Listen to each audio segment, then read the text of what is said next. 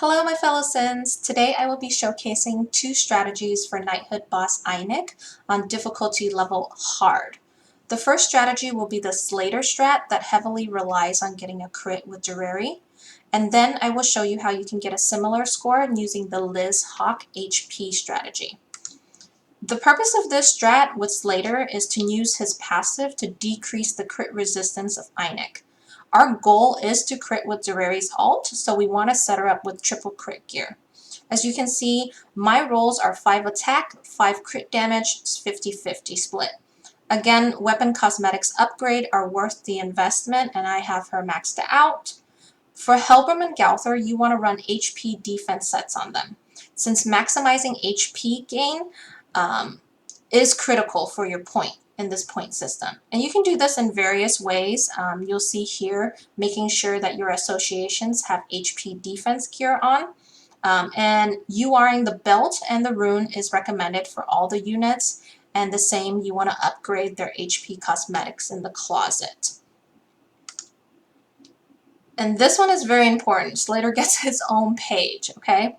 Slater's whole gear build is based off of crit chance due to his passive. So for crit chance gear, we'll activate the bonus of crit chance by 30%. You can do this by taking the common bracelet and the common ring to allow maximizing the crit chance rolls to 45%. As you can see, I maxed out his crit chance at 130%. Then the last thing you want to know is to be sure to equip his weapons cosmetics in the closet for those that give crit chance percentage. And those can be found at the pop-up shop, Fight Festival shop, and the Sacred Treasure shop. On top of all of that, we're going to be eating crit chance food that gives another 20% on top of that. Please note this, one does not simply attempt the Slater strat before maxing out crit chance. It's going to be super frustrating because you need all of these factors to achieve a Durari crit with the perfect RNG run, so pray to the gods. It could take anywhere from 2.5 hours or 3 to 4 days, so save yourself the headache and take this advice before trying it out. And we're going to move on to the run now. Alright, so I'm eating crit chance food. There's my team, how I have them in order. And I've run this, I would say, a lot of times with this strategy. And I found that on the first turn, we're just going to go ahead and skip it.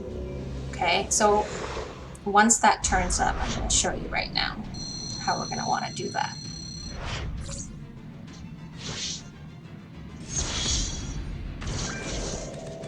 So we're going to move Gowther's card once, then we're going to use his Dissolve card, and we're going to get rid of Slater's Blade and Helbram's Poison. The objective is to get as close as possible to breaking his shield. That way on the next turn we can use Slater's Debuff Disable card on him to avoid him stripping our buffs.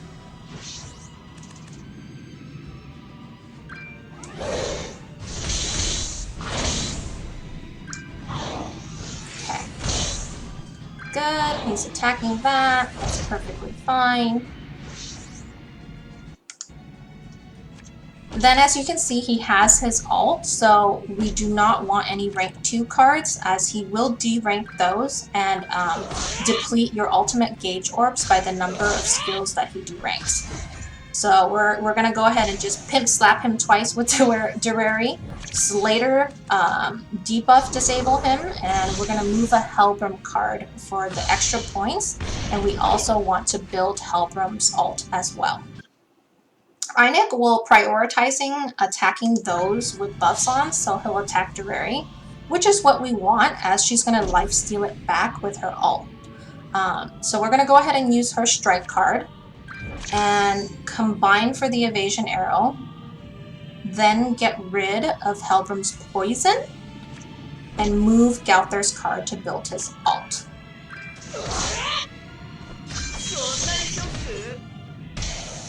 And he's going to go into his Metal Dissolve mode next. That's why we saved our Durari buff card to use that so we can keep our orbs.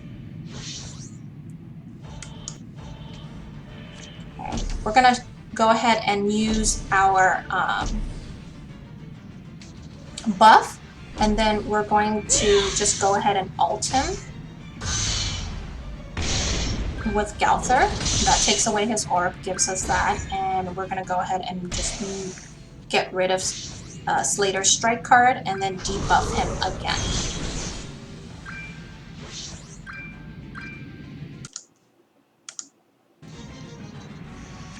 Okay. So we want to maximize card draw now. We're going to use the strike card, evasion arrow, which is going to combine the Helbram attack cards, and that helps with building his orbs. We're going to evasion again because we're setting ourselves up with the gold Durari and the gold Helbram buff. And we moved Helbram again to get his ult because we want to kill him on the next turn.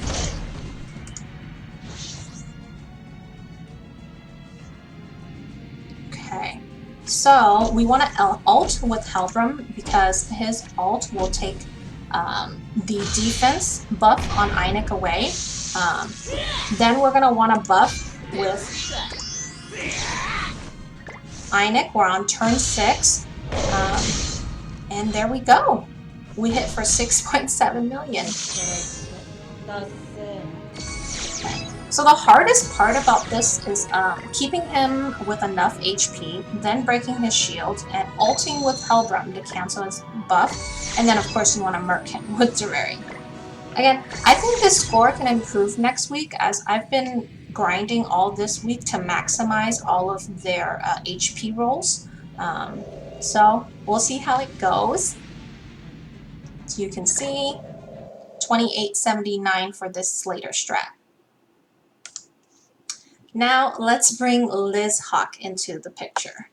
Okay. Now with Liz, I'm going to show you the gear first. So on this LizHawk, Durari has attack defense on. For this strategy, you want all attack rolls. Durari, along with the other 3, one of the most important stats is to make sure that HP is as high as possible. Again, various ways to accomplish this by associations. So the subunits, HP, defense, gear. You don't need to link them because as you can see with King giving Galther, his HP is similar to Zeldris, even though they're not an association effect, gives the same HP level, okay? Grind those with the Hell Demons and focus on maxing out the HP cosmetics on your character closets. So we're going to get straight into Liz. That's the position I have them. Liz first. So what we're going to want to do is we're going to want to rank up Liz's cards, strike with Durari, break the shield with Liz, and then go ahead and debuff him. That way he doesn't strip away our Durari buffs. Perfect. And pay attention to his cards, Einek's cards. Whenever you see his debuff skill, that means that he is going to be taking away our buffs. That's when we want to use the LizHawk debuff card. Now, the odds are in our favor.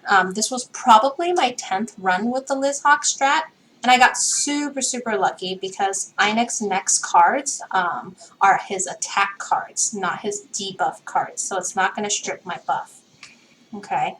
So pay attention to that, and you won't have to forfeit as often when you see that you don't have a LizHawk debuff. So we're going to go ahead and build our Durari ult, and we want to kill him as quick as possible.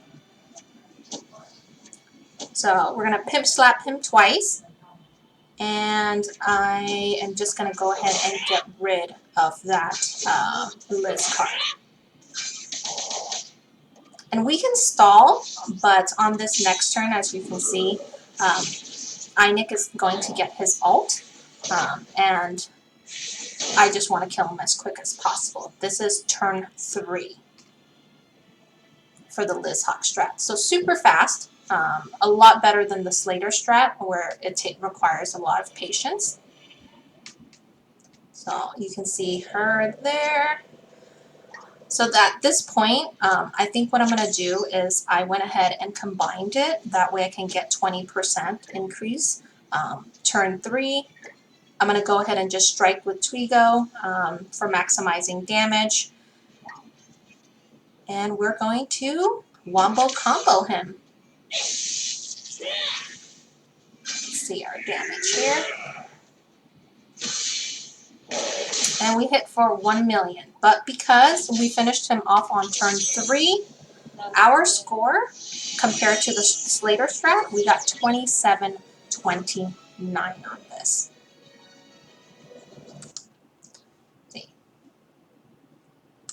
So as you can see here, a lot of it comes from the remaining HP. So that's why this strat, you want to kill as quick as possible with as many Durary stacks and buffs as possible. So let's recap. The Slater strat got me 2879, but it took a lot of patience. I think I ran it for at least 2 days. And for LizHawk, I got 2729, so that's a difference of 150 points. So if you have the patience, go with the Slater strat, as it has more of a potential for max points if you can get a crit. Definitely think that I can get a higher score next week because I'm upgrading the HP on my team. Whereas the LizHawk strat for me is faster and the RNG isn't quite as terrible because you don't need to pray for that Durary crit.